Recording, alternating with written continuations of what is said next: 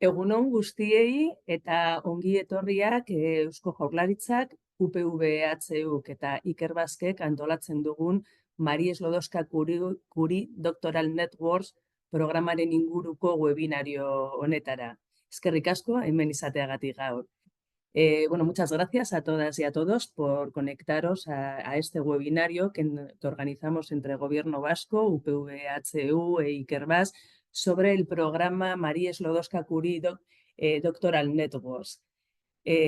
Bueno, sin más dilación, voy a dar paso a las personas que van a ser ponentes hoy. Por favor, encender vuestra cámara y audio para que os pueda presentar. Vale.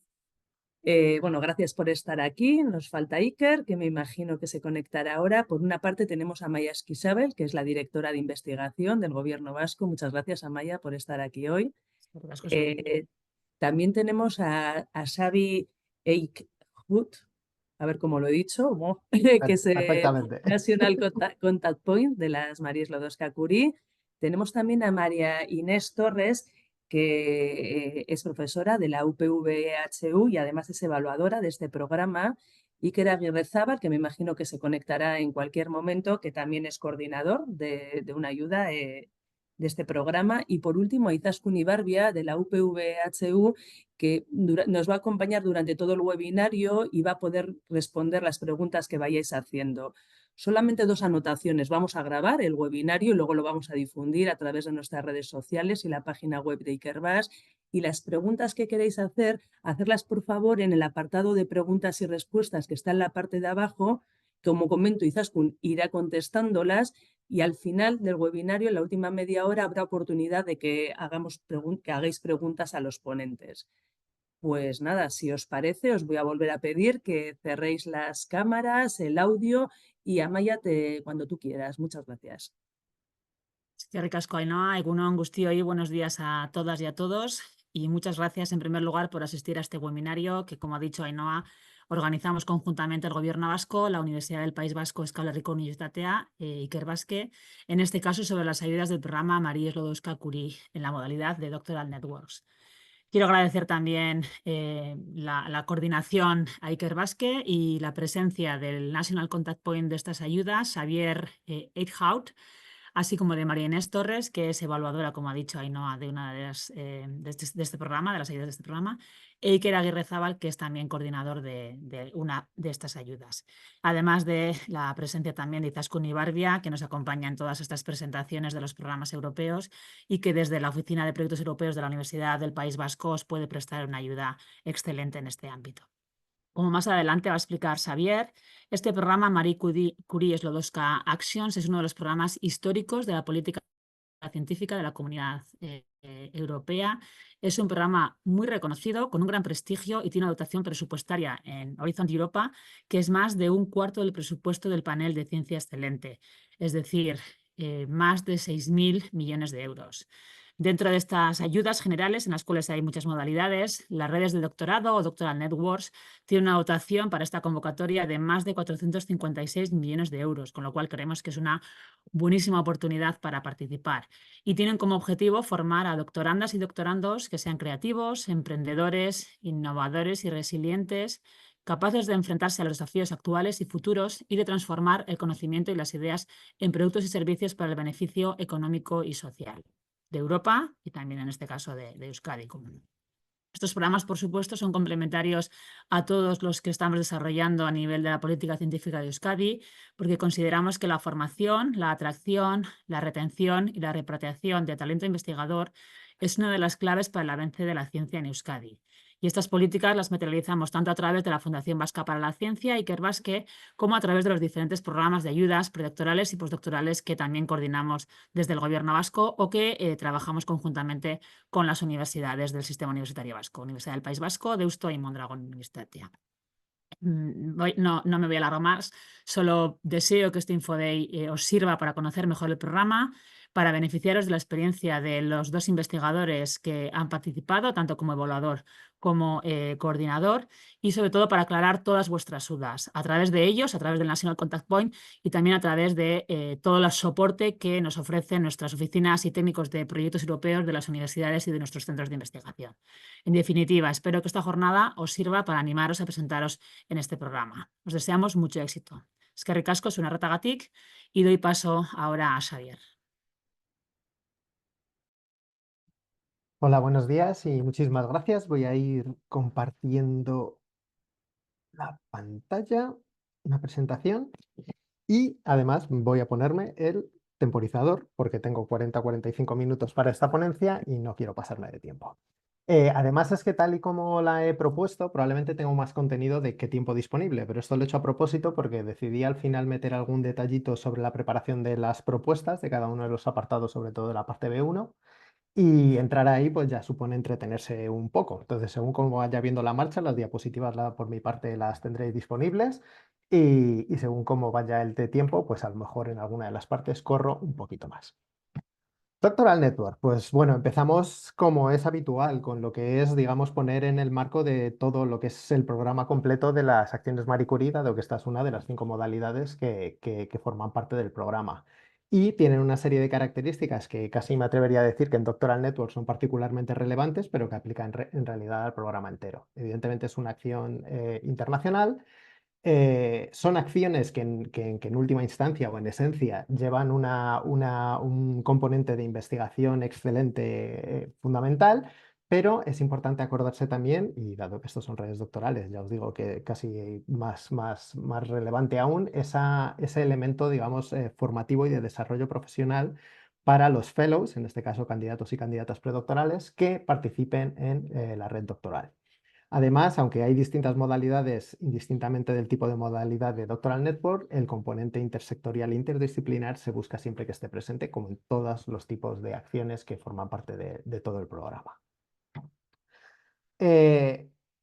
Vamos a diferenciar dos tipos de participantes desde el punto de vista, estos son proyectos consorciados como las Staff Exchange, entonces cuando hablamos de participantes en principio estamos hablando de instituciones que son quien participa, quien prepara las propuestas, luego como digo las propuestas financiadas al final del camino ofrecerán la posibilidad de contratar candidatos y candidatas predoctorales, pero en la fase de participación, de preparación de propuesta, tenemos a gente representando instituciones. Y estas instituciones pueden tener estos roles que veis aquí.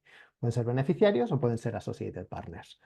Los beneficiarios siempre por defecto en el programa Marie Curie son las instituciones, las entidades que están ubicadas en Europa, y cuando me refiero a Europa quiero decir Estados miembros de la Unión Europea, los 27, y países asociados a Horizonte Europa, pero que digamos de manera así un tanto simplista es lo que entenderíamos como Europa en general. Pero como os comentaré, en el caso de Doctoral Networks hay, digamos, una excepción y es que cumpliendo los mínimos requisitos del consorcio hay cabida para que algunas instituciones de algunos terceros países pudieran participar también como beneficiarias. Y luego, por el otro lado, tenemos este rol de entidad asociada, de Associated Partner, que en este caso son entidades o instituciones ubicadas en cualquier parte del mundo y que normalmente lo que harán es que ofrecerán oportunidades de acogida para estancias del personal investigador o bien ofrecerán elementos que tengan que ver con la formación, sobre todo con la formación en red, que tienen que ser parte de un proyecto de Doctoral Network. Estas entidades pueden ser del sector académico y no académico, y aquí pues el mensaje que damos siempre, el sector académico entendemos que es universidades públicas y privadas y centros de investigación públicos, también son las entidades internacionales europeas, y en el sector no académico digamos que entra todo el resto del mundo, que por supuesto incluye la industria, las empresas, pero simplemente recordad que puede ser un poquito más que eso. Cuando hablamos del sector no académico, también tienen cabida administraciones públicas, tienen cabidas ONGs y tienen cabidas otro tipo de entidades como hospitales y museos. Como en el caso de todas las acciones, salvo las MSCI en Citizens, también Doctoral Network funciona en base a lo que llamamos costes unitarios. Son acciones que están definidas en cuanto a tiempo y máxima presupuesto disponible, pero se entiende que lo que se otorga es el 100% de los costes de la implementación del proyecto, dividido en esas dos categorías que veis ahí. Por un lado está la parte de las aportaciones para el personal investigador, que básicamente es la bolsa de la que va a salir el dinero de los contratos de los candidatos y candidatas predoctorales y aplicando pues todos los descuentos y todas las retenciones que toque aplicar según el tipo según el país, según la región, según el tipo de institución, y que a su vez consta de tres subpartes. Dos de ellas que son aplicables a todos los candidatos y candidatas predoctorales, que es lo que veis ahí como el coste salarial, y la partida de movilidad. Y luego está una partida que en el caso del personal investigador que tenga hijos a su cargo, que esté casado, que tenga cargas familiares, también tendría derecho a recibir esta partida familiar. Y por el otro lado están las aportaciones institucionales, que se dividen en investigación, formación y networking, research, training and networking, que en realidad son costes que, digamos, asignan a la institución, pero son costes que se implementan vamos, que se utilizan para la implementación de los proyectos de investigación, porque cubren, como su nombre indica, pues costes que pudieran estar relacionados pues, con la actividad investigadora que se lleve a cabo, con las posibles estancias en esos associated partners que mencionaba hace un momento, o bien en otro tipo de actividades relacionadas con networking, como asistir a conferencias y cosas por el estilo. Y una última partida de gestión y costes indirectos, porque pues, que se pone a disposición de las instituciones pues, para que cubran pues, los costes de gestión que puedan tener, en los que puedan incurrir como consecuencia de tener a estos candidatos y candidatas predoctorales contratados. Luego os comentaré que hay tres tipos de modalidades de Doctoral Network, pero en cualquier caso que tengáis claro que como en las Postdoctoral Fellowships y como en las Staff Exchange, la evaluación se hace por estos 8 paneles que veis aquí, aunque, como en el resto de acciones que mencionaba, son de temática abierta. Es decir, se puede presentar una red doctoral en cualquier área del conocimiento. Lo único es que como parte de la propuesta hay que definir o dejarla encajada en uno de estos paneles, que es donde tendrá lugar la evaluación. Y esta, que es una convocatoria recurrente anual, como prácticamente todas las de Marie Curie, pues actualmente está abierta, abrió el 29 de mayo, cerrará el 27 de noviembre de 2024, y con esta fecha de cierre y calculando un poco los tiempos necesarios para el proceso de evaluación, pues ya veis ahí que los primeros proyectos en arrancar siendo financiados en esta convocatoria 2024 podrían estar comenzando en torno al verano de 2025, del año que viene. Esto de todas formas, tened en cuenta que son todo, digamos, estimaciones aproximadas, todos los años se vienen cumpliendo estos pronósticos, un día arriba, un día abajo. Pero bueno, que el sitio donde hay que tenerlo un poco localizado para tener la confirmación de las fechas, pues es ahí en la web oficial de las acciones Marie Curie. Y os comento alguna novedad. En principio, un documento fundamental que os tendréis que revisar cuando preparáis una propuesta es lo que llamamos la guía del solicitante, que un poco es el documento de partida para ver cómo se va preparando la propuesta. Y en principio, con respecto al año pasado, en lo que es la guía del solicitante, hay muy poquitas novedades.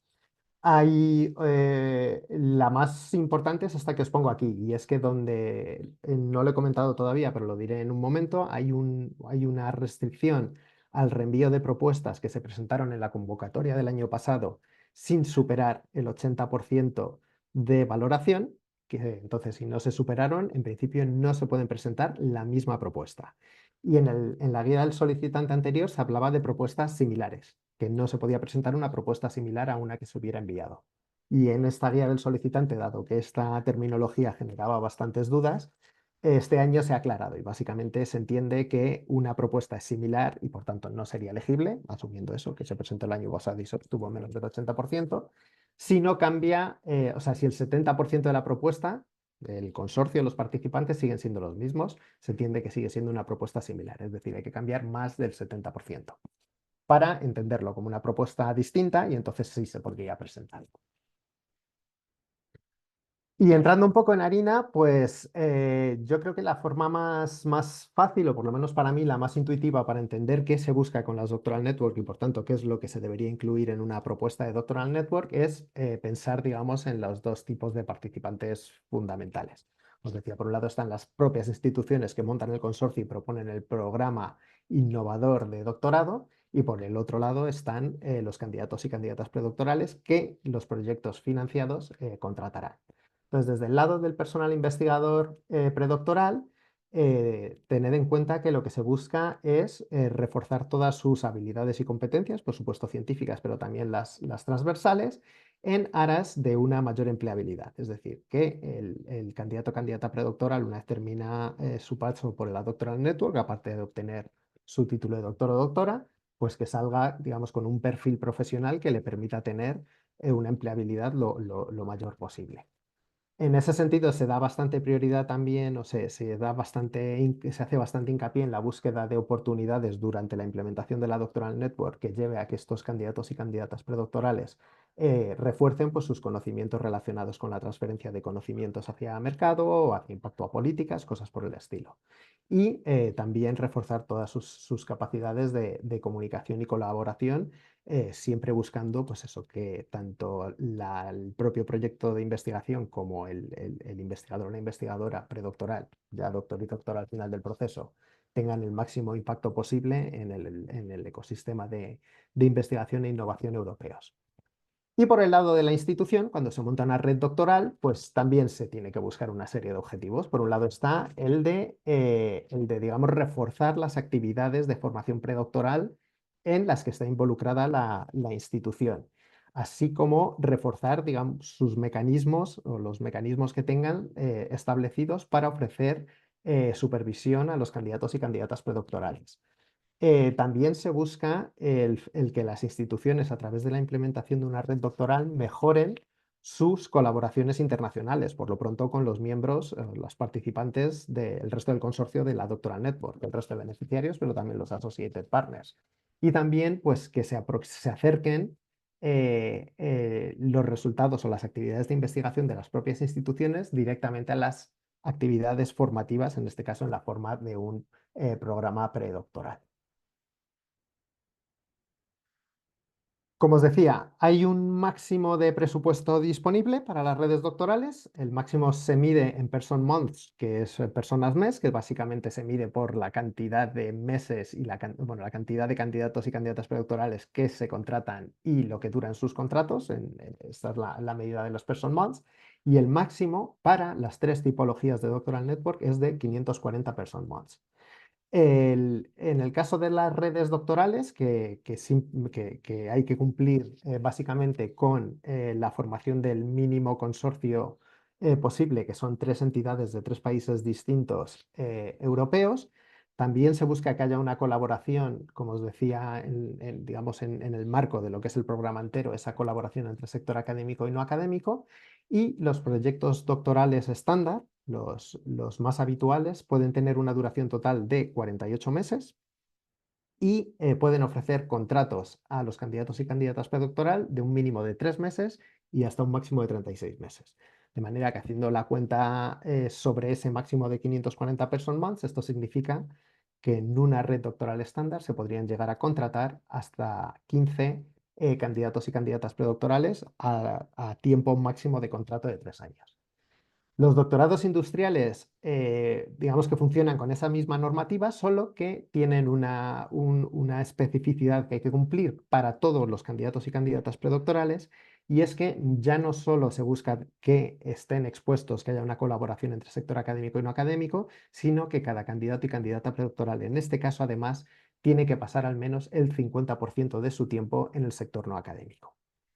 Esto luego lo veremos en las normativas de la guía del solicitante, cómo se gestiona, porque un contrato, o sea, estos candidatos predoctorales pueden estar contratados solo por una de las instituciones, de manera que ese 50% del tiempo lo pasarían en el otro sector vía oficialmente un secondment, una estancia, y mantendrían un único contrato con una de las entidades. Finalmente tenemos el doctorado conjunto, digamos que es la máxima expresión de integrar la formación predoctoral en Europa. Y aquí el requisito que deben cumplir las Joint Doctorates es que todos los candidatos y candidatas predoctorales que participen en este programa tienen que obtener un doctorado doble o múltiple, o sea, un título de doctor doble o múltiple, es decir, que se le otorgue a través de la implementación de su proyecto de investigación de predoctoral, tenga acceso a mínimo 2 titulaciones o más de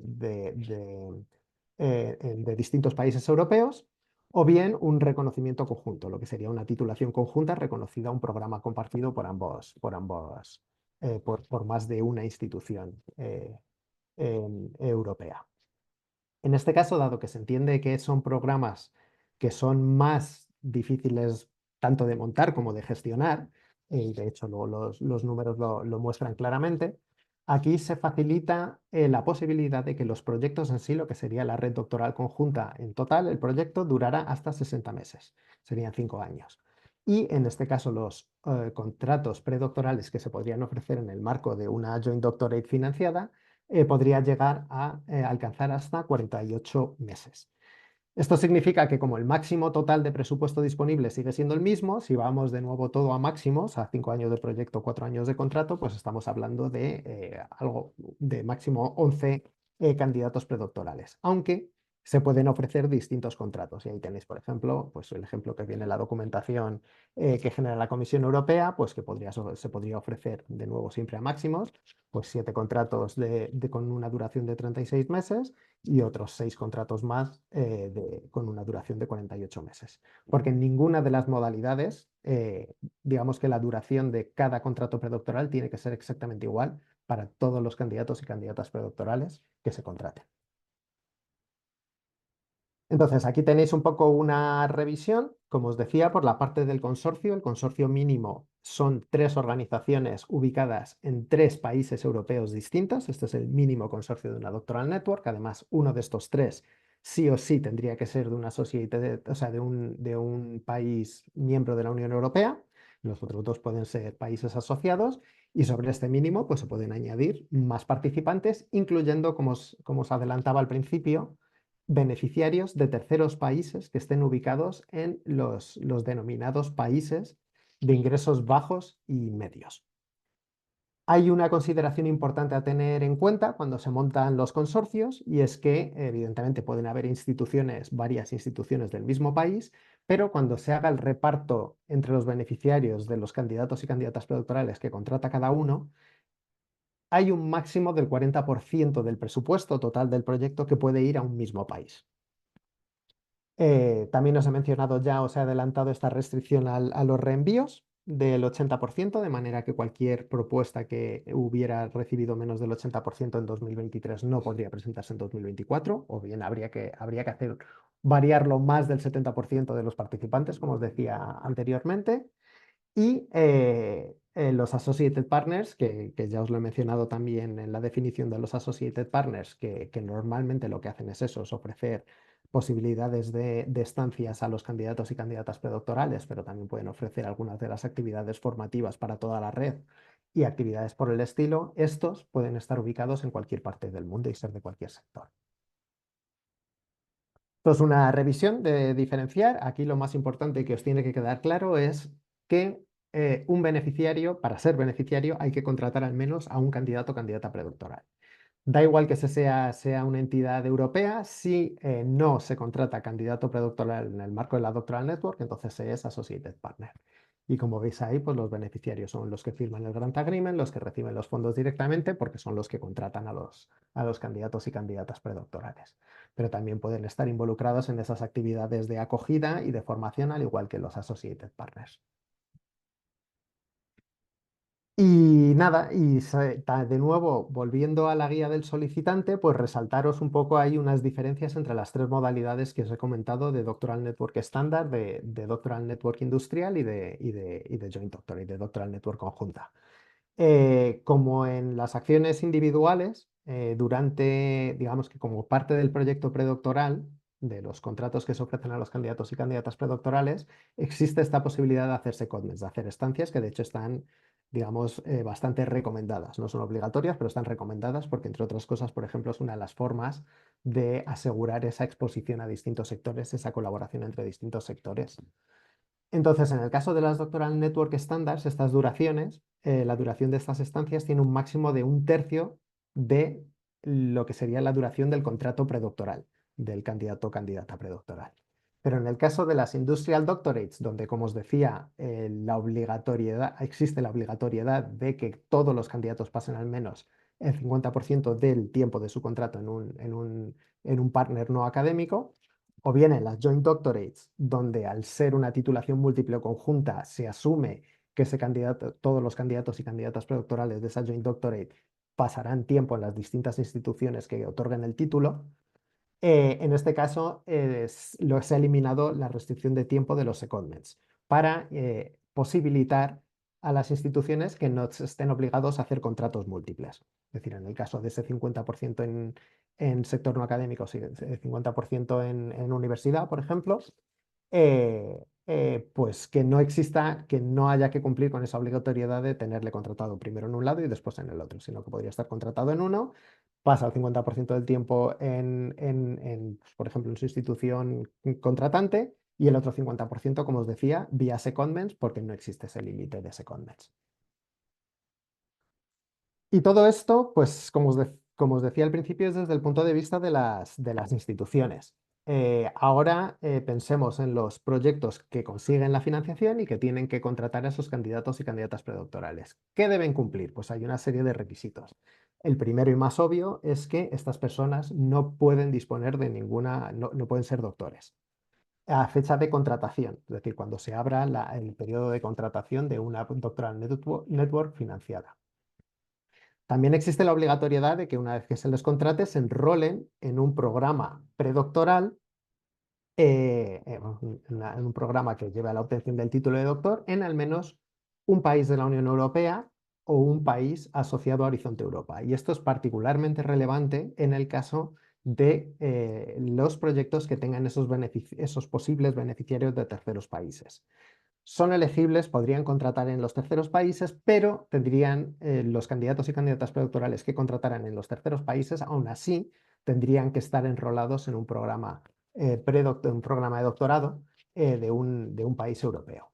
Y finalmente, por el lado de la nacionalidad, pues a priori no hay absolutamente ninguna restricción a la nacionalidad de los candidatos y candidatas predoctorales que se contraten.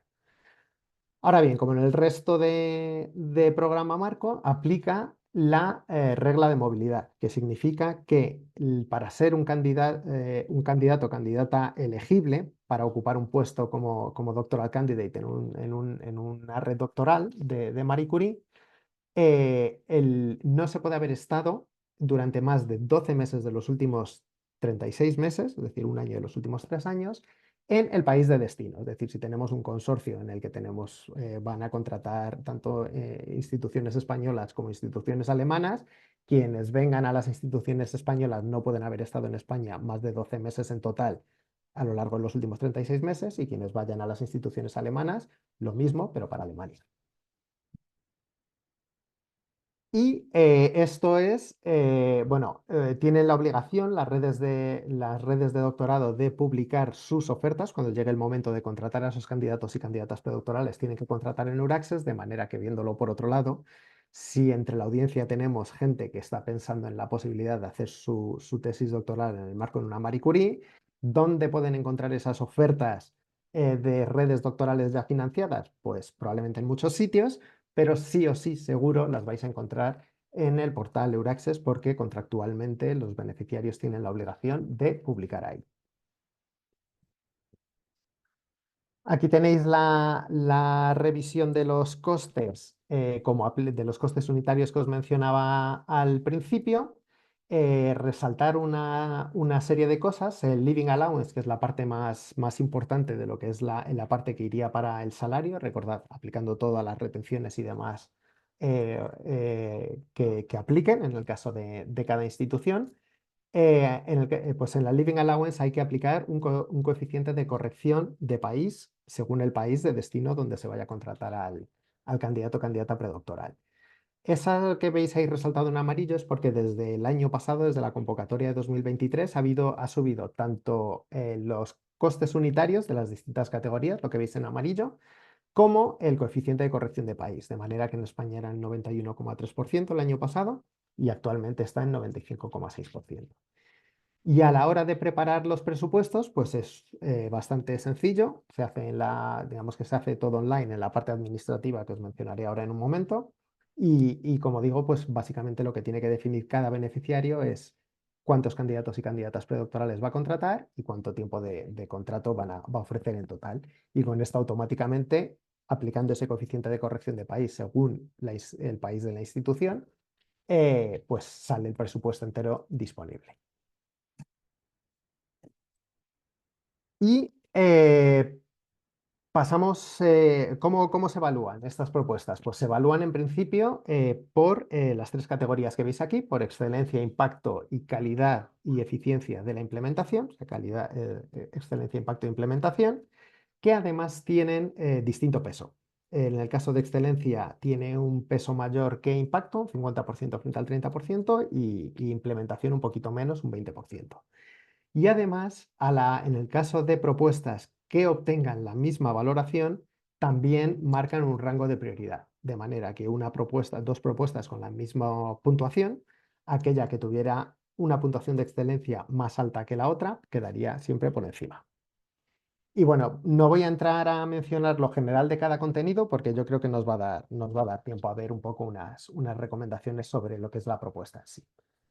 Porque ya os he adelantado que a la hora de preparar la propuesta se accede desde el Funding Entenders Portal, donde uno elige directamente el tipo de modalidad de Doctoral Network que se va a presentar, y desde ahí se tiene acceso, digamos, a dos partes fundamentales. Una que es la parte A, la administrativa, que como os digo son toda una serie de formularios online donde hay que poner toda la información de las instituciones participantes, los beneficiarios y demás. Y luego está la parte narrativa, que es la parte B. Y la parte B se trabaja sobre documentos de texto que luego se suben en PDF. La parte más relevante y sobre la que se está trabajando el 99% del tiempo es la parte B1, que es donde están estos apartados de excelencia, impacto e implementación, y que además tienen o plantean el gran reto de incluir toda la información que se os pide ahí en un máximo de 30 páginas de contenido, más el table of contents, más la portada, que son en total 34 páginas. Y es importante tenerlo en cuenta porque cualquier página que supere estos 30 de máximo, o estos 34 en total, el sistema directamente lo elimina, de manera que los evaluadores o evaluadoras no van a recibir una propuesta completa.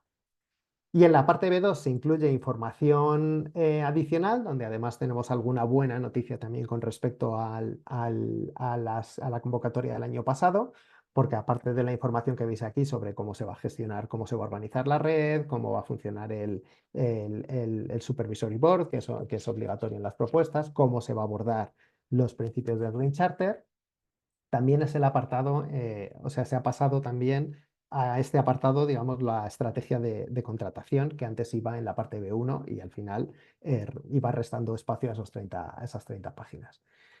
Y un detalle importante respecto a esta parte B2, que creo que no lo he mencionado cuando presentaba las acciones doctorales conjuntas, y es que como se busca ese reconocimiento múltiple o conjunto de la titulación de doctor, en las Joint Doctorates existe todavía la obligatoriedad de presentar lo que se llama un Letter of Pre-Agreement, que básicamente recoja el preacuerdo entre las instituciones para otorgar esa titulación doble o conjunta, doble, triple o múltiple o conjunta. Y bueno, os he adelantado ya algunas de las novedades de cara a lo que es la propuesta. Os he resaltado ahí tres cosas fundamentales, aunque la más importante es, desde mi punto de vista, la más relevante es sobre todo la tercera, y es que por un lado, en el apartado 1.2 antes, que sería de la parte B1, la del límite de páginas, se pedía que se especificaran desafíos que se planteaban en la metodología propuesta a abordar a través de la Doctoral Network. Y esto ahora lo han pasado a la 3.1, que sigue siendo la parte B1, relacionado con la tabla de riesgos y planes de contingencia. También en este caso es un añadido, se ha pedido que también se especifiquen en las Doctoral Network estándar también los posibles acuerdos de cotutela o de cosupervisión. Evidentemente en las Industrial Doctorates y en las John Doctorates, por la naturaleza del proyecto, esta cotutela tiene que existir sí o sí. En las Doctoral Network es recomendable, pero no obligatorio, y ahora hay que especificarlo también aquí. Y la parte más importante que os decía, desde pensando en intentar simplificarle la vida un poco a las personas que estáis preparando las propuestas, es que la estrategia de contratación que antes era parte de la 3.1, es decir, de la parte B1 con limitación de páginas, se ha pasado a la parte B2 de manera que un poquito de espacio que se libera. Y un vistazo rápido a excelencia. Y aquí me vais a permitir que corra un poquito porque si no veo que me quedan 10 minutos y me puedo eternizar. Si no. Excelencia tenéis 4 apartados, básicamente. En el primero, que es la calidad y pertinencia de los objetivos de investigación, básicamente lo que se pide es que se presente el puzzle que consistiría en cuál es, digamos, mi objetivo holístico, si se me permite, como red doctoral, y cómo voy a abordar ese objetivo vía los proyectos individuales, las ofertas de proyectos predoctorales que se van a ofrecer a los doctoral candidates. Aquí es donde hay que elaborar, digamos, hay que defender el estado del arte, el por qué es relevante esta red doctoral, por qué es innovadora, porque si se está atacando algún tipo de estrategia, prioridad política europea relevante, si se está atacando, digamos, a una carencia de perfiles profesionales que se ha identificado y vía esta red doctoral y esta colaboración entre distintas instituciones, distintos sectores, distintas disciplinas, precisamente se va a buscar crear estos perfiles que se sabe que hacen falta, pues todo esto va en el apartado 1.1. El apartado 1.2 es la continuación de la misma argumentación, pero ya centrada en la parte de la metodología, es decir, qué tipo de metodología se va a plantear como parte de cada uno de esos proyectos predoctorales individuales que se van a ofertar para atacar ese gran objetivo de investigación e innovación que tiene la Doctoral Network. Por lo tanto, aquí es el sitio donde hay que poner en valor esa interdisciplinaridad que buscan las Marie Curie. Y además es el apartado donde se tocan otras cosas, digamos, líneas prioritarias de lo que viene siendo la política científica europea, como es la dimensión de género y las prácticas de ciencia abierta. Aquí es importante resaltar que estamos en metodología. Cuando hablamos de la dimensión de género en metodología, estamos hablando de lo que es cualquier tipo de consideración de género y de otras dimensiones de diversidad que haya que tener en cuenta a la hora, digamos, durante las actividades de investigación e innovación que se plantean a los candidatos y candidatas predoctorales. Hay otras partes de la propuesta, como puede ser el impacto en las actividades de comunicación o en la propia estrategia de contratación que ahora que se ha pasado a la parte B2, como os comentaba, donde además hay que tener en cuenta aspectos relativos al equilibrio de género. Pues a intentar comunicar, pues promover más niñas en STEM, cosas por el estilo, y por la parte de la contratación, pues asegurar que en los comités haya paridad de género y cosas por el estilo. Tenga en cuenta otros aspectos de diversidad. Y en la parte de metodología también se pide en este apartado hacer bastante hincapié en las prácticas de Open Science. Por supuesto, en promover publicación en acceso abierto en la medida de lo posible, compatibilizarlo también con cualquier tipo de consideración que sea relevante de cara a un posible resultado que esté sujeto a propiedad intelectual y a explotación. Es decir, no es el open, todo open, sino as open, como se dice, as open as necessary, as closed as, o as open as possible, as closed as necessary. Y también muy importante no olvidaros, si está vinculado directamente con las prácticas de Open Science, en los planes de gestión de datos que van a ir, digamos que se van a implementar de la mano de cada uno de los proyectos predoctorales. En el apartado 1.3 de excelencia ya tocaría entrar digamos, a vender cuál es digamos, la formación excelente que se les va a ofrecer a los candidatos y candidatas predoctorales. Y aquí, por un lado, es importante resaltar que hay que buscar un encaje entre lo que sería la formación individual que recibiría cada candidato o candidata predoctoral en su institución donde se le contrate y de la mano de ese programa de doctorado del que se enrole, pero también formaciones que se ofrezcan para toda la red como actividades organizadas por la propia red, por la propia red de doctorado, por la propia Doctoral Network. Y además estas formaciones no solo tienen que abordar habilidades, digamos, científico-técnicas, que también, evidentemente, sino también esas habilidades transversales que os comentaba al principio, como os decía, siempre buscando argumentar cómo todas estas oportunidades de financiación van a convertir a este candidato y candidata predoctoral en un doctor o una doctora con un perfil profesional lo más completo posible y con muchas posibilidades de empleabilidad. Y el último apartado de excelencia que hay que explicar es la calidad de la supervisión, que como os decía, la novedad con respecto al año pasado es que aquí además hay que hacer un poco referencia a posibles arreglos de cotutela que pudieran tener lugar en redes doctorales estándar, dado que en las industriales y en las conjuntas, evidentemente por defecto habrá acuerdos de cotutela. En impacto hay 4 apartados, pero para que lo tengáis claro, básicamente aborda 2 cosas. Aborda por un lado el impacto en lo que son el propio fellow, es decir, ese impacto que se busca para su empleabilidad y su propio desarrollo profesional, y por supuesto el impacto relacionado con lo que son las actividades de investigación e innovación de los proyectos predoctorales y los resultados que estos produzcan. En la parte 2.1 hay que elaborar sobre, digamos, la relevancia, la participación o cómo se va a conseguir esa exposición al sector no académico para cada uno de los candidatos predoctorales. Insisto, en Industrial Doctorate sí o sí van a estar ese 50% en el sector no académico, pero en las estándar y en las conjuntas también hay que incluir esta dimensión intersectorial de la mejor manera posible.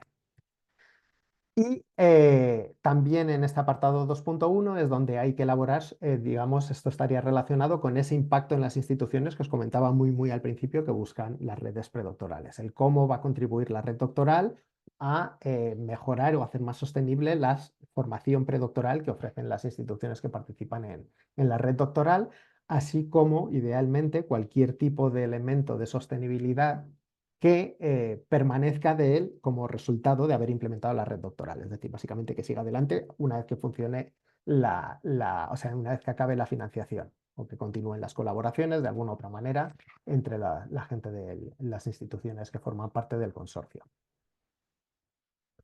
En la parte 2.2 es directamente el impacto de todo eso que habéis contado en el 1.3 sobre las maravillas de formación, de oportunidades de formación que van a tener los candidatos y candidatas predoctorales. Pues aquí toca hacer un poco la reflexión de por qué es tan maravilloso ese programa de formación y cómo se va a traducir eso tanto en la obtención de habilidades fundamentales científicas como transversales en cada candidato y candidata predoctoral y cómo puede impactar a la empleabilidad. Aquí puede ser relevante también, sobre todo si vuestro punto de partida argumentaba que esta propuesta de red doctoral aborda la necesidad de unos perfiles que se echan en falta, pues probablemente esto tenga que ver con algún tipo de estudio, de prioridad política que haya por ahí en Europa, pues aquí es la forma de acabar de montar la argumentación de por qué debe ser financiada esta red doctoral.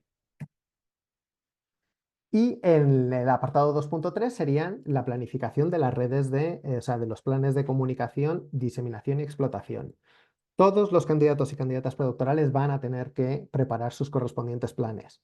Pero en la propuesta tendría que estar esto lo más esbozado, lo más definido posible. O sea, tendría que estar bien identificado qué oportunidades de comunicación van a tener, qué oportunidades de diseminación, de explotación, así como cualquier tipo de recurso o apoyo que tengan las instituciones para hacerlo, las OTRI, los departamentos de comunicación y demás. Y finalmente en el punto 2.3 es donde hay que complementar luego todo esto que os he dicho con la posibilidad de que se prevea que pueda haber algún resultado sujeto a propiedad intelectual como resultado de los proyectos de investigación. En el punto 2.4 os van a pedir hacer una reflexión sobre lo que se espera que sea el impacto científico, por supuesto, que vendrá en el caso de todos los proyectos, pero también el posible impacto económico, tecnológico y impacto social. Aquí el mensaje clave es que evidentemente cuanto más completo sea, es decir, cuanto más podáis defender que va a haber impacto científico, económico y social como resultado de los proyectos predoctorales, mejor. Pero también hay que ser realista y hay que acotarse a lo que es la actividad del proyecto. Es decir, no Si se encaja dentro de una temática vuestra red doctoral o varias temáticas, y no vale con argumentar que esas temáticas son fundamentales por esto y por aquello para la sociedad. Es específico a los proyectos que se planean o se proponen dentro de la red predoctoral.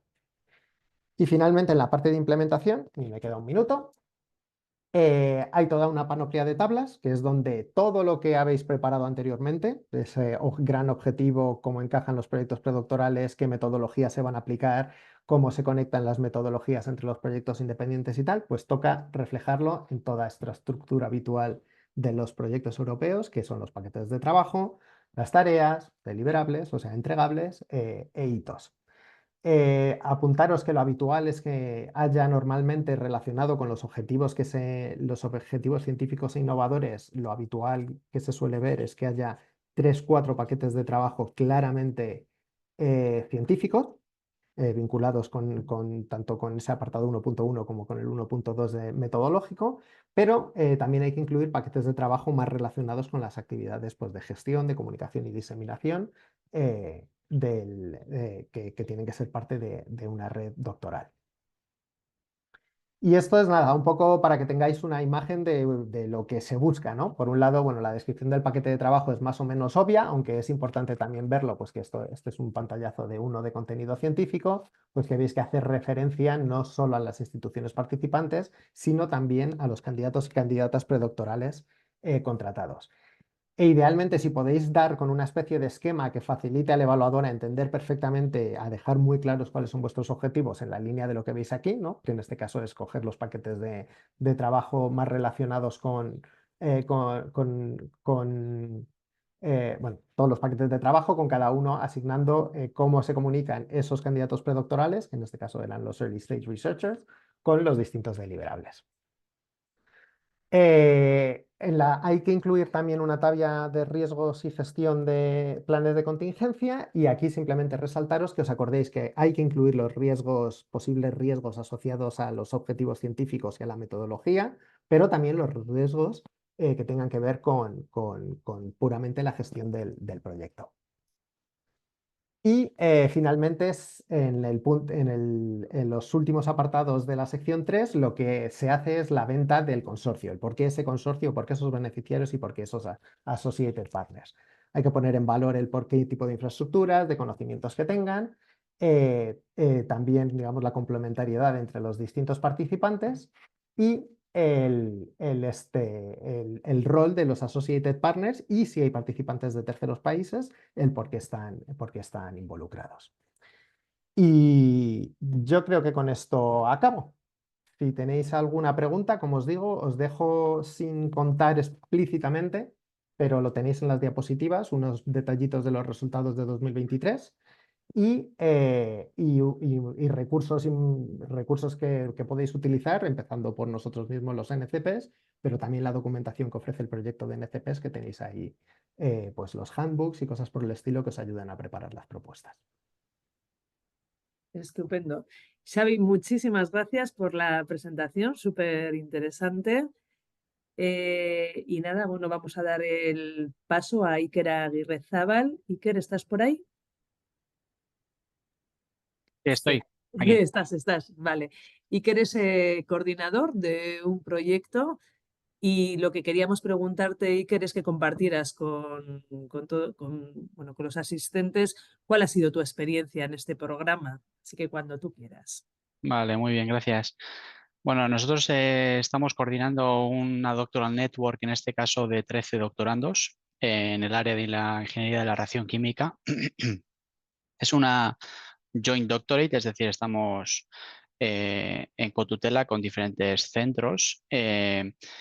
Lo que sí buscamos en nuestro proyecto es que fuera un proyecto multidisciplinar y sobre todo que incluyera no solo a universidades, a la academia, sino también a centros de investigación y la industria, para dar ese toque más de aplicación. Entonces, los doctorandos que están en industria no pueden obtener lo que es el título académico a través de la propia empresa, pero básicamente están adscritos a una universidad, y de esta manera, pues cada doctorando tiene diferentes perspectivas.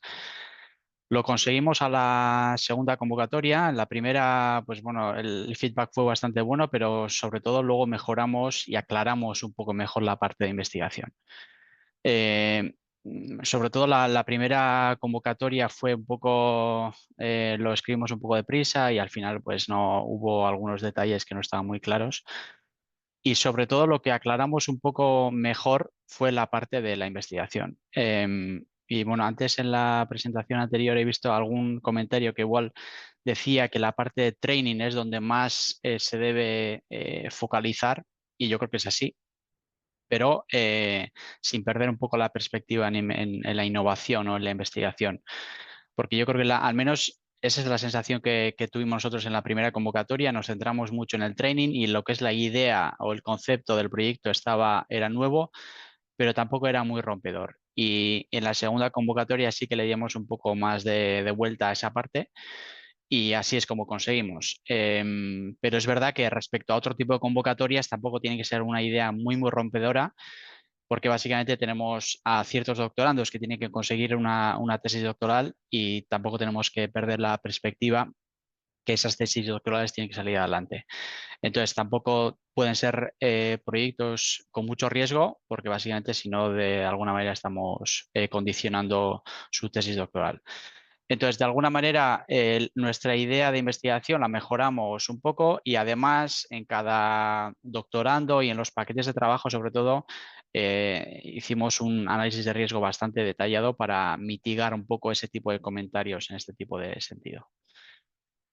Lo que es muy importante, al menos por lo que veo yo, es tener un planning de training muy detallado. Y insisto en el muy porque básicamente llegamos a tal detalle de training donde ya decíamos todos los títulos de los cursos que íbamos a ofrecer, los ECTS, los créditos que se podían equivaler, cuántas horas, sitios, el periodo temporal y todo. Entonces, lo que sí detallamos es un listado grande de cursos y luego lo que hicimos es un poco englobar cada tipo de curso, qué tipo de perfil o qué tipo de formación daba. Si era una formación un poco más general, si era una formación un poco más específica de un área o si era una formación un poco más transversal. Entonces, una cosa es el planning temporal de los training y luego estaban un poco los detalles de cada training. Entonces, ahí sí que invertimos bastante tiempo, incluso espacio en la propuesta para dar ese tipo de detalles. Y a su vez, acoplar un poco ese tipo de training que es más general al consorcio al training de cada doctorando. Entonces, está de alguna manera conectado con diferentes códigos, pues cada training tenía un código y ese tipo de códigos luego estaban asociados a cada doctorando para que se viera que cada doctorando pues estaba recibiendo planning o training básicamente de algo específico, pero también de algo transversal. Es importante, creo que, enfatizar la multidisciplinaridad y sobre todo si sois capaces de montar un consorcio de perfiles diferentes, no solo por tener academia e industria, sino también diferentes tipos de perfiles. Y en nuestro caso es un proyecto que estudia un poco las reacciones químicas, pero tenemos gente que estudia desde un punto más teórico, desde un punto de vista más experimental, desde un punto de vista más de diseño de materiales, de la reacción química. Entonces, de alguna manera, eso es lo que vendemos en el proyecto. Y a su vez, y esto es algo que todavía seguimos trabajando durante el proyecto, es evitar solapes. Porque siempre que hay, sobre todo, estudiantes intercambiándose entre centro y centro, pues básicamente tenemos que evitar que haya solapes, porque esos solapes luego al final pueden dar pie a cosas que se repiten y que básicamente el evaluador puede evaluar de forma negativa. En cuanto a la disciplina, sí que es importante también que de alguna manera las disciplinas que se involucran y lo que es el training de alguna manera estén conectados. Entonces, ahí sí que teníamos alguna tabla, una matriz muy grande donde conectábamos pues todos los perfiles, todos los tipos de training que dábamos y cada planning de cada doctorando para que se viera que cada doctorando pues tenía una combinación de trainings diferente.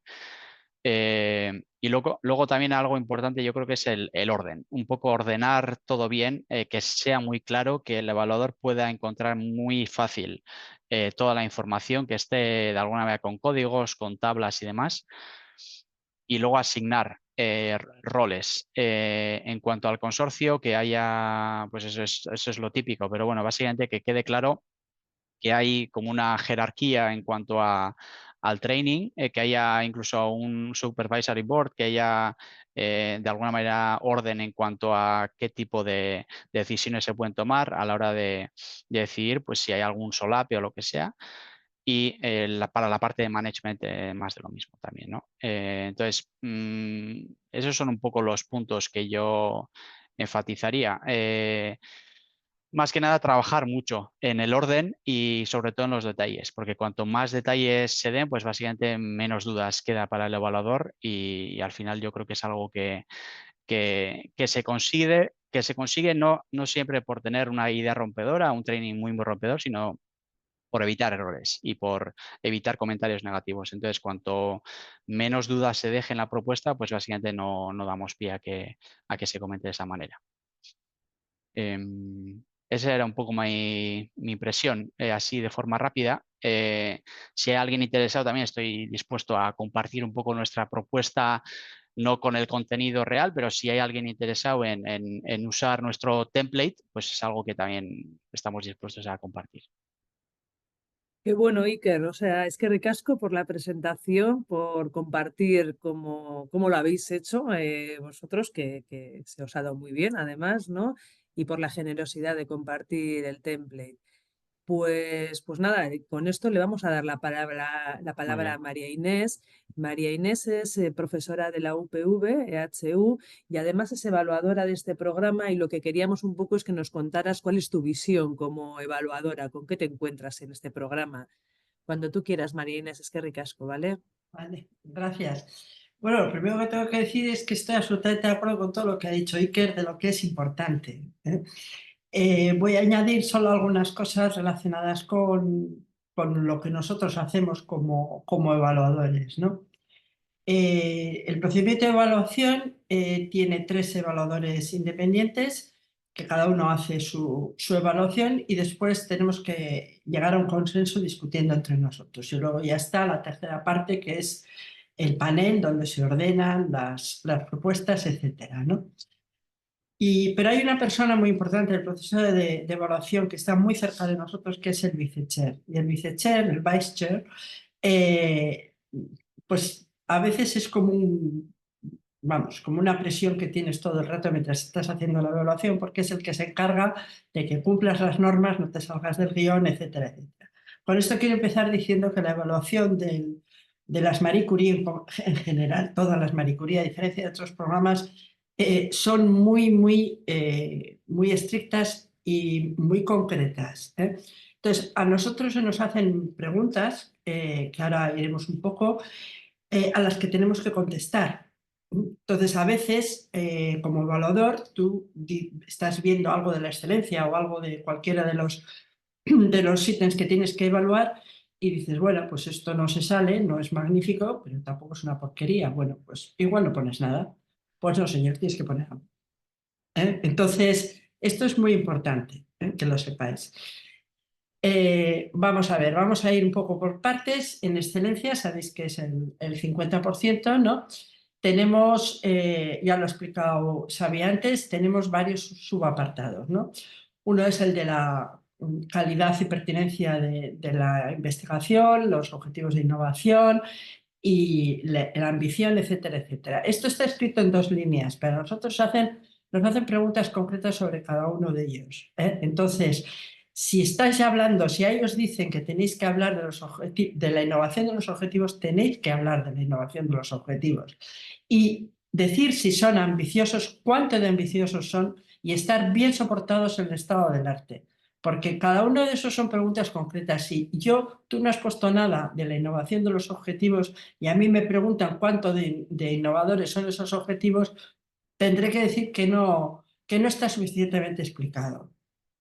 Y esto es una de las peores frases y de las más frecuentes que aparecen en los informes de evaluación. No está suficientemente especificado, no se detalla, no se aporta un detalle suficiente como para evaluarlo. ¿Qué más? No está demostrado de forma convincente, ese tipo de cosas. Eso quiere decir la mayoría de las veces que no se ha puesto nada específico al respecto en la propuesta. Y entonces esto os va quitando puntitos. Entonces tenerlo muy en cuenta. Entonces, en este caso, otra cosa que tener muy en cuenta es que no hay que hablar del mundo en general ni de la ciencia en general, hay que hablar de vuestro proyecto. Entonces, en este caso, que son unas redes, tenéis que tener todo el rato en cuenta que los principales beneficiarios, aparte de las instituciones, son los doctorandos, ¿no? Entonces, si vosotros hacéis un programa de investigación para unos doctorandos, luego tenéis que decir cómo digamos, esas tesis doctorales o esos proyectos de tesis colaboran en que sean innovativos, en que sea algo innovativo, que en el proyecto general, etcétera, etcétera. Tenéis que nombrarlos desde el primer momento de la excelencia, de la parte de excelencia, ¿vale? Otra parte importante de la excelencia es que los objetivos sean medibles y verificables. Esto es muy importante, no podéis poner objetivos así, abstractos. Tenéis que buscar algún tipo de indicador que diga cuánto de bueno o de malo o con qué cosa vais a conseguir ese objetivo.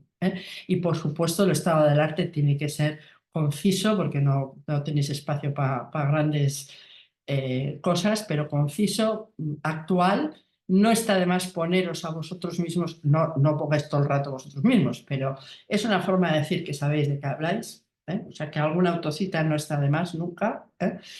Y eso. Luego, en cuanto a la metodología, pensar un poco que la propuesta, en mi opinión, es una historia que vas contando. Los evaluadores estamos en casa, a veces cansados, hartos de ver 3 o 4 propuestas parecidas o similares, o en fin.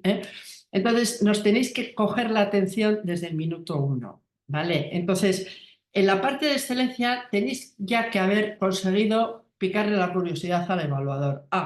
Esto es interesante, ¿vale? Entonces, si ponéis un contexto así de gordo y en la página 4 ponéis los objetivos, el evaluador se ha dormido directamente porque no sabe de qué le estás hablando, ¿vale? Entonces, procurar hacer un contexto más o menos y luego los objetivos cuanto antes. Y luego que la metodología esté ligada con los objetivos y que los work package estén ligados con la metodología. Es decir, que todo esté ligado. Eso es importante, para que no se pierda el evaluador. Si se pierde el evaluador, la habéis liado. ¿Vale? Entonces, por pensar un poco en esa parte. Luego, la metodología, pues hombre, eso son importantes cosas. Pues que veáis cuáles son los retos de esa metodología en particular. La multidisciplinaridad es importante, ya lo ha dicho antes Iker, es un punto importante porque también se valora positivamente la interdisciplinaridad de los proyectos.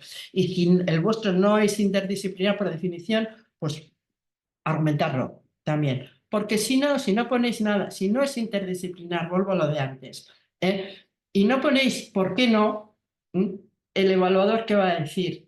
La interdisciplinaridad no está suficientemente argumentada, porque no habéis hablado de ella. ¿Vale? Cuidado con esto.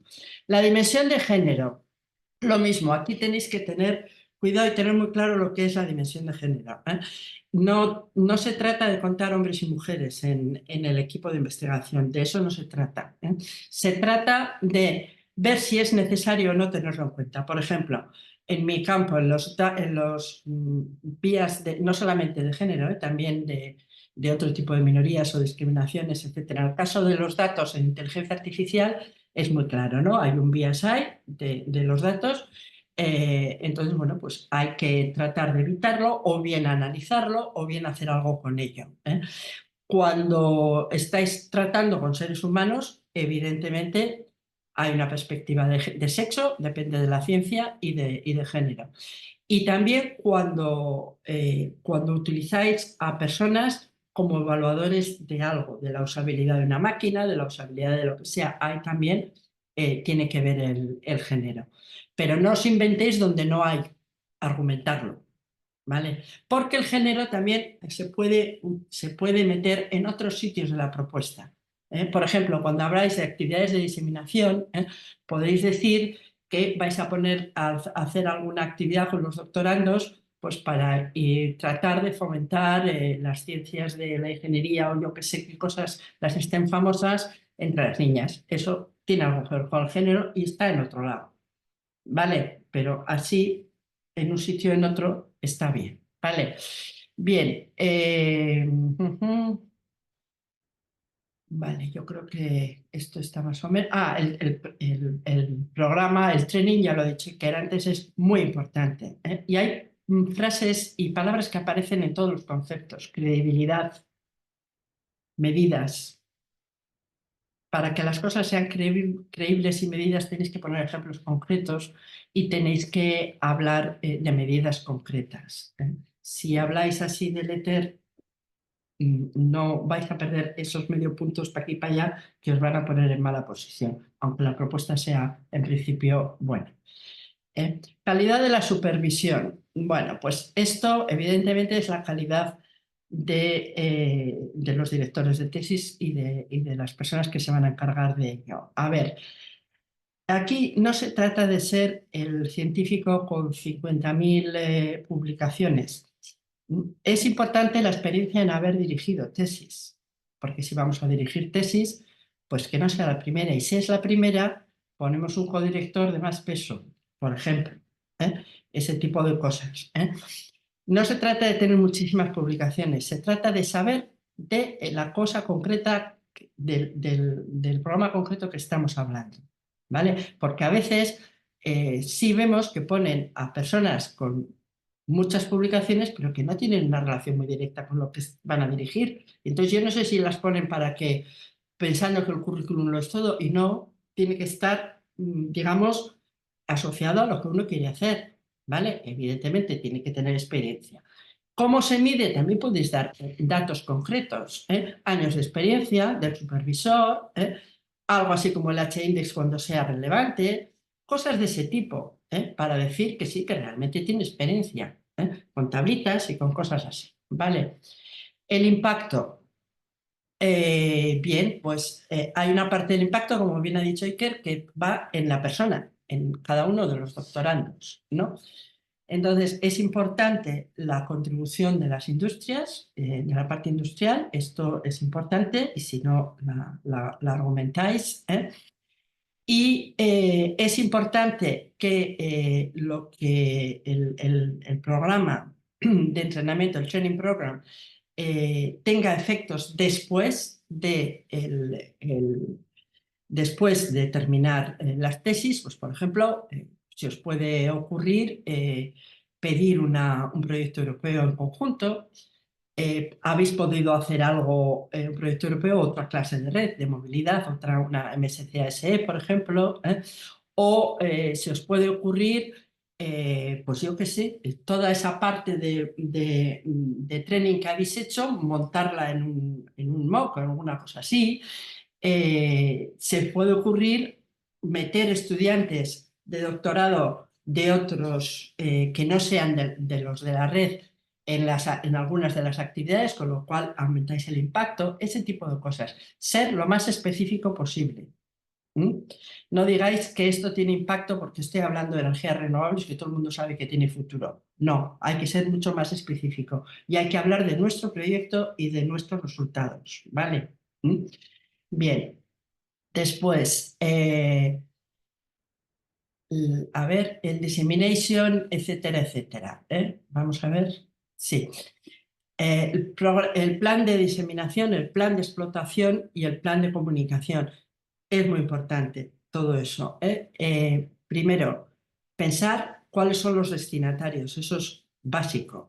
¿A quién le vamos a hacer diseminación? A todos nos ocurre que como somos todos científicos, bueno, igual no lo sé, pero bueno, como somos todos científicos, vamos a publicar muchísimo. Entonces ponemos ahí todas las revistas, todas las conferencias y todo eso, pero eso es un público muy determinado, que es la comunidad científica. pero depende, si estamos trabajando con industria, igual hay que ir también, habrá que ir en diseminación, explotación es otra cosa, a enseñarles lo que hacemos a las industrias. Y igual a los profesionales, estamos hablando de salud, igual les tenemos que contar a los médicos o a los profesionales de cualquier cosa que estemos trabajando y hacer un target para ese grupo específico. Entonces, primero pensar a quién le vais a contar y quién es. Y en el caso de comunicación, la sociedad en general es algo mucho más abierto. Pensar en divulgación científica, en canales de divulgación, en podcast, en la noche de los investigadores, pero ir poniendo cosas. ¿Vale? Y el plan de explotación, eso ya sí que depende más de cada propuesta. Puede ser podemos explotarlo, las cosas que hacemos en educación, ¿por qué no? Podemos explotarlo porque tenemos algo que va a patente seguro. Hay muchas formas de explotar o no, dependiendo de cada cosa. ¿Vale? Bien. Bien, más cosas. Insisto en que en la parte de impacto no digáis tiene mucho impacto porque las energías renovables tienen. No. Tiene que ser vuestros resultados. Van a tener este impacto en particular. Ser lo más específicos y detallados. Utilizar mucho eso de sachas, como por ejemplo, o cosas así. Ser específicos. Eso es muy, muy importante. Bien, luego en la implementación lo mismo, aquí tenéis que poner muchas cosas. En vuestro caso, además yo creo que es de las Marie Curie más complicadas para esta parte, porque por supuesto tenéis que poner los work package relacionados con la metodología, tenéis que definir muy bien todos los deliverables, tenéis que definir muy bien todos los milestones, e insisto, como no hayáis nombrado los milestones, hay una frase que dice los milestones no están suficientemente especificados y ya tenemos un shortcoming, ¿vale? O sea que pensar en algo, en alguna tabla que no me ocupe mucho espacio, pero que lo meta todo. Hay gente que tiene mucha visión espacial para esas cosas. Siempre hay alguien en el consorcio que es bueno para esas cosas. Y pues como ha dicho antes, sí que relajarlo todo. Bien, los riesgos. Los riesgos, hay dos cosas que salen, que mucha gente hace mal. Una es olvidarse un tipo de riesgos, como bien ha dicho Xavi antes. Y la otra es decir que vamos que la acción de contingencia es como somos muy buenos, ya vamos a hacer algo. Estoy exagerando, obviamente. Pero, a ver, tenemos que pensar qué pasaría realmente si un doctorando se nos va, si algo que teníamos previsto no sale, si necesitamos no sé qué cosa y tal. Entonces, la respuesta no puede ser somos muy buenos, tenemos muchas relaciones y entonces ya alguien nos va a ayudar. Lo estoy exagerando, pero mucha gente contesta así. ¿Vale? Entonces, tenéis que pensar cuáles son y luego cuidado con la acción de contingencia, que tenga sentido, que no sea una cosa genérica. ¿Vale? Bien. Bueno, también tenéis que poner en algún lado la estrategia que vais a utilizar para reclutar a los doctorandos, que tienen que cumplir las normativas, su código de conducta, etcétera, etcétera. ¿Vale? Y luego está la capacidad de cada institución y lo que aporta cada uno. Lo que aporta cada uno, pues bueno, eso va a ser, debiera de ser complementario y va a ir en función de lo que pero pensar también en las infraestructuras. Y aquí insisto, si tenéis un socio que es Cambridge, no por ser Cambridge le vamos a poner una buena nota si no dice lo que aporta Cambridge. ¿De acuerdo? O sea, no podemos decir es que estamos con gente buenísima. Partimos de esa base, ¿vale? Pero esa gente buenísima tiene que proporcionar infraestructuras de investigación, las que sean, depende de su rol en el proyecto, y, importante, además de tenerlas, las tiene que poner disponibles para los doctorandos, ¿vale? Eso también a veces se nos olvida.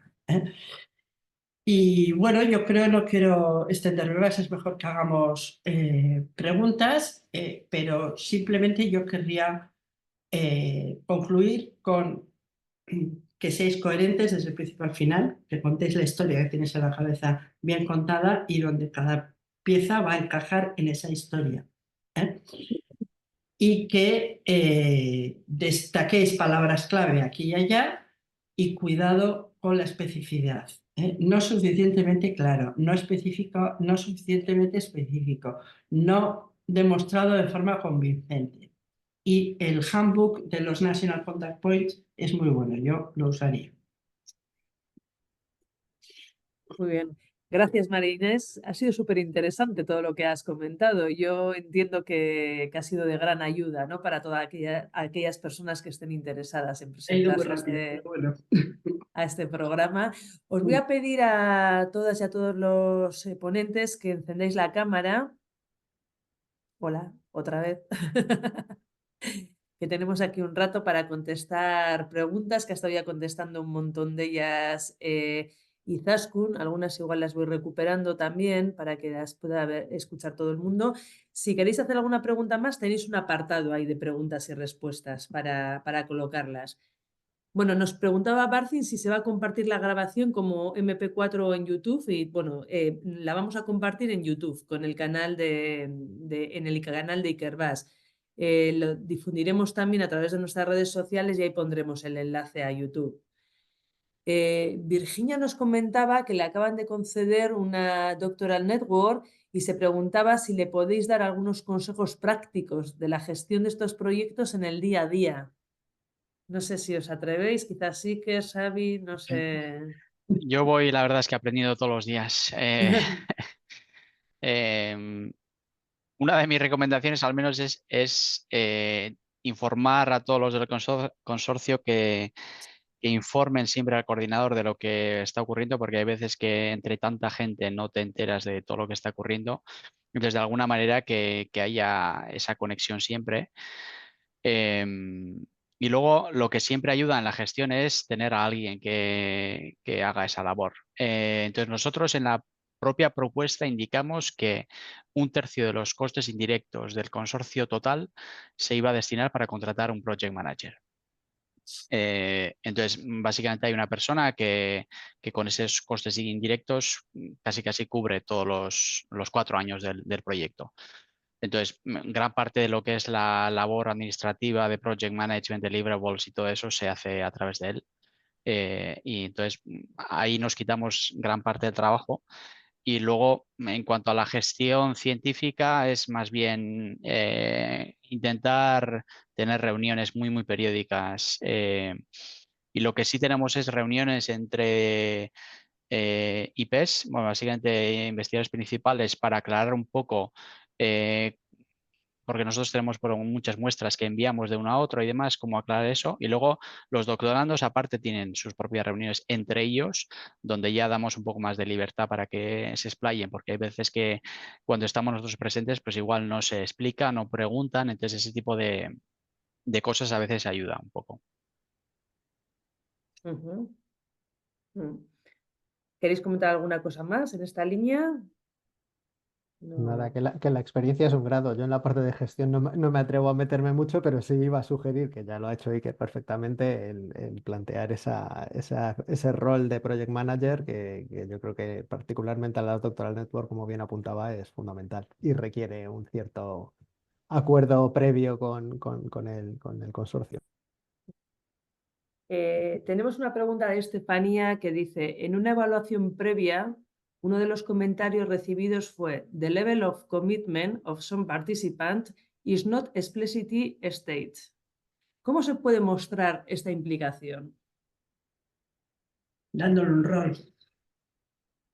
Es decir, cada persona tiene que tener un rol. O sea, si estamos diciendo que la industria Pepito con la persona X va a codirigir y tal, pues, hombre, convendría que, por ejemplo, participara en las acciones de training, en las acciones de diseminación, Es decir, todo ese tipo de cosas tienen que estar compartidas por, por, por todos los participantes, ¿eh? Por los doctorandos y también por los estos, ¿eh? Y luego lo del nivel de commitment, bueno, yo no evalúo esa propuesta, no tengo ni idea, ¿no? Pero también se ven directores que están yo qué sé, que está bastante claro porque se ve en la propuesta que no se van a cargar mucho, ¿eh? ¿Cómo se ve en la propuesta eso? Pues porque su currículum no está muy perfilado, porque es un pope que hace 10 años que no dirige una tesis, pero igual antes dirigió muchas, ¿eh? Y porque igual es alguien que pues tiene 50.000 cargos. Entonces, 50.000 cargos y una implicación fuerte en este proyecto no es muy compatible, ¿eh? Entonces, no sé por qué razón está esa frase, pero se me ocurren todas esas que te he dicho. No lo sé. Sí. Nosotros sí que enfatizamos un poco, sí, también en incluso no buscar partners que tuvieran grupos enormes, es decir, tampoco tiene que ser un consorcio de, pues eso, lo que ha dicho antes Marinés, de grupos que tengan un montón de publicaciones, sino que a veces tener más commitment es más importante que eso. Y luego también lo que es el commitment, nosotros no tan específico para a cada IP, pero lo que sí demostramos es diciendo que cada doctorando con cada supervisor o incluso dentro de la estancia o incluso fuera de la estancia, pues se iban a reunir cada semana, cada 2 semanas y que cada cierto periodo iba a haber ciertas reuniones de seguimiento y demás. Y eso al final obliga a que ese commitment esté ahí. Entonces, así es como demostramos. Y es verdad que yo creo que a veces también cuestión de ciertos evaluadores que igual tienen una perspectiva diferente, pero siempre que quede claro que el supervisor tiene tiempo y cuando se demuestra que un IP pues tiene igual, pues no sé, 10 postdocs y 10 doctorandos a su cargo en el momento, pues a veces es difícil demostrar que tiene tiempo para ese doctorando. Por ejemplo, y a veces por eso centraros bien en vuestras propuestas, porque a veces yo creo que confundimos el tener un POPE, alguien que es buenísimo, que tiene un currículum de la pera, pero a ese POPE en realidad no se le está evaluando, ¿eh? Lo que se está evaluando es la propuesta de una red doctoral, ¿eh? Entonces ahí importa que ese gran personaje pues tenga tiempo para estar ahí todos los días y otras muchas cosas, ¿eh? Entonces, una persona que tiene un currículum bueno y que tiene experiencia, pues es perfectamente válida y encima aparece en diferentes actividades. Eso, no, a ver, no se evalúa el currículum así, el ranking. No, no es así. Tiene una experiencia suficiente, tiene un currículum suficiente, está en el tema. Eso es lo que se evalúa. Cuidado con esas cosas, que a veces confundimos, ¿eh? Bueno, joder, voy con un partner buenísimo y con un currículum buenísimo. Yo he visto a veces en esta es más difícil porque es de redes doctorales, ¿no? Pero en las individuales, a veces he visto, el otro día lo iba a comentar y no lo comenté, pero bueno, os puede servir de ejemplo. Gente extracomunitaria que pide una Marie Curie individual y que es bueno, o sea que la parte de excelencia está muy clara y está bien, está muy bien, y que no tiene ni idea de cómo se pide y que desde luego con el que le va a recibir no ha hablado 4 veces, porque el que le va a recibir está en una universidad europea y si le quiere realmente que vaya, lo lógico es que le haya apoyado un poco y que le haya indicado un poco cómo hacer estas cosas o dónde consultarlas, ¿eh? Y eso es una verdadera lástima, ¿eh? Entonces, hay gente así en los directores también y en las grandes universidades, ¿eh? Interesante. Nos preguntan también si para entrevistas a posibles candidatos en persona que posiblemente estén fuera, si hay algo de presupuesto para viajes.